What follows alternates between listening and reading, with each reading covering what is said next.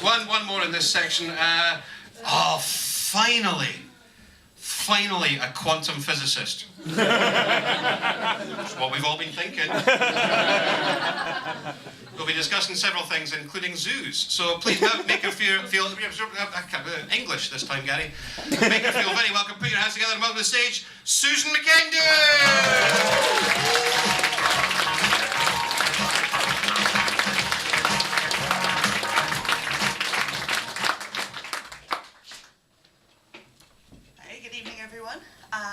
So I've been doing this physics thing, studying and working in it for about a decade now.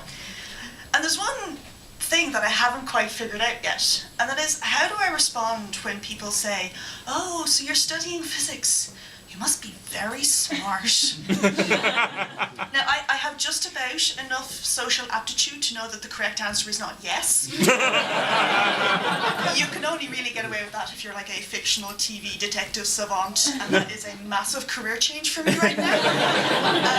But I think when people see physics or see like PhD after your name, they kind of get the impression that you have this like really inflated ego. But for me, doing a PhD was basically one of the most ego-deflating experiences of my life.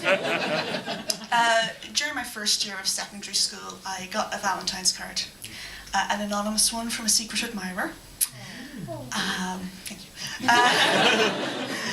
It happened once in my life. And a few years later, a friend of mine, he confessed that it was him. He had been the one to send me this card because he had a crush on me when we started school.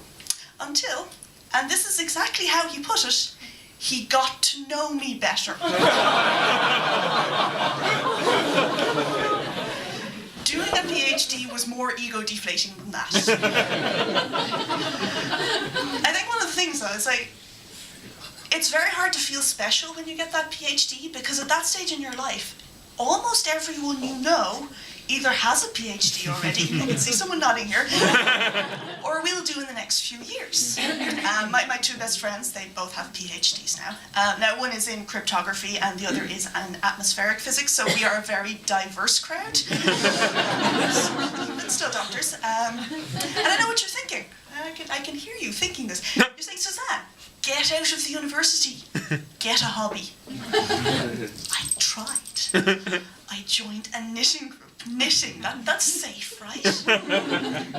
PhD? PhD student. PhD student. Oh, you don't have a PhD? No, but my dad does. I can't even go home for Christmas. There's a family that around the corner from where I grew up. You know, we went to the same primary school, same secondary school, same church, Sunday school and everything. 2 PhDs. I literally cannot escape. I think one of the few people in my life at this stage who doesn't have a PhD is actually my husband. This Saturday is our wedding anniversary, and we have been married a full year, and he has not applied to do a PhD. I think he's a keeper. One of the other problems with this overinflated ego idea is that, sure, basically by definition, when you do a PhD, you become an expert in something. But you have to bear in mind that that something is an increasingly tiny set of things. So when I get my PhD in physics, I become an expert in physics, right? But what I really become an expert in is theoretical quantum physics. But what I really become an expert in is the theoretical quantum physics of cold atoms, that are weakly interacting, forming a particular type of thing called a Bose-Einstein condensate, when it has a particular type of structure, which we call vortices, but only when they're in oval-shaped buckets and not when they're in round buckets. And I would wager that I know more about this particular subject than all of you put together. But on the other hand, this guy here probably knows more about the Higgs boson than I do. So I did my PhD in Ireland, and then I moved to Scotland, and I changed field quite radically. So before I was doing the theoretical quantum physics of cold atoms in Bose-Einstein condensates with vortices, and then I moved into doing the theoretical quantum physics of cold atoms in Bose-Einstein condensates with an extra atom thrown in there. It was a massive learning curve. Basically, I went from like sloshing atoms around in buckets to becoming a kind of a quantum zookeeper. So kind of my job would go something like this. I'm going around my zoo and I'm categorizing the animals. And I get to the zebras in their zebra paddock. I was like, shape, horse-ish. Number of legs, 4. Color. Now, for those of you who are not familiar with zebras, they have black and white stripes. But my form doesn't have an option for patterns. It doesn't have stripes and it doesn't have spots or anything like that. So I guess a good compromise, I would tick both black and white as colour options. Unfortunately, my form has been written by an idiot who has expressly stipulated that I am only allowed to tick one option. So I can tick black or I can tick white. So let's say I tick black. And I send the form off to my boss, the head zookeeper, who's reading this and going, Zebra is a horse-ish thing with 4 legs. That ties in with horse-ish, I guess. And it's black. A zebra is a black horse. The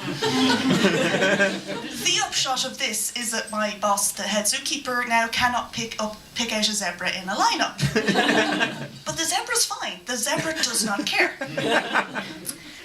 So consider instead it's a quantum zoo, right? So I'm doing the same exercise. I have shape, horse-ish, legs, 4. Colour. Now, we can say that because the zebra is both black and white at the same time, it's in a superposition of black and white. But it's a quantum animal, and ticking the box in my form is a measurement. And one thing we know about quantum things is that when you measure them, you change them. So if I tick black, then my zebra becomes a black horse. Conversely, if I tick white, my zebra becomes a white horse. And I have just broken the zebra.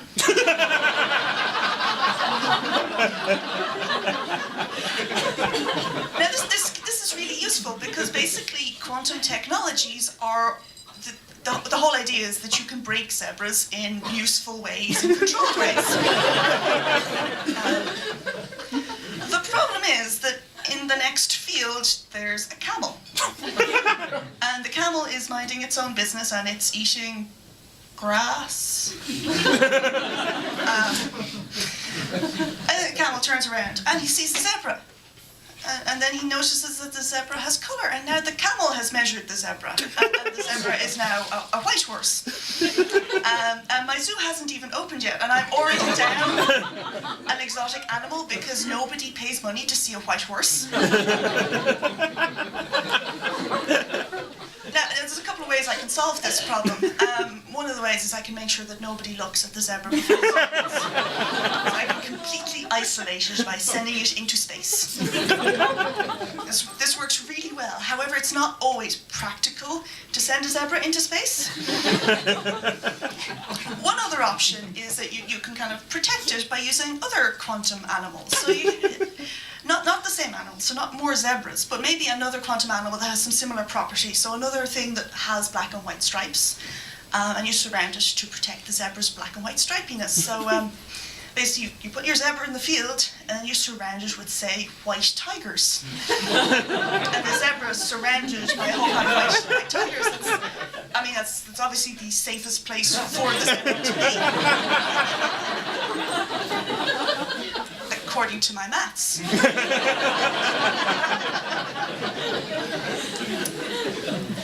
Now, in hindsight's 2020, and really, I possibly should have tried this with the ring-tailed lemurs first. I'm not allowed back in the zoo anymore. But the restraining order does call me doctor. Thanks very much.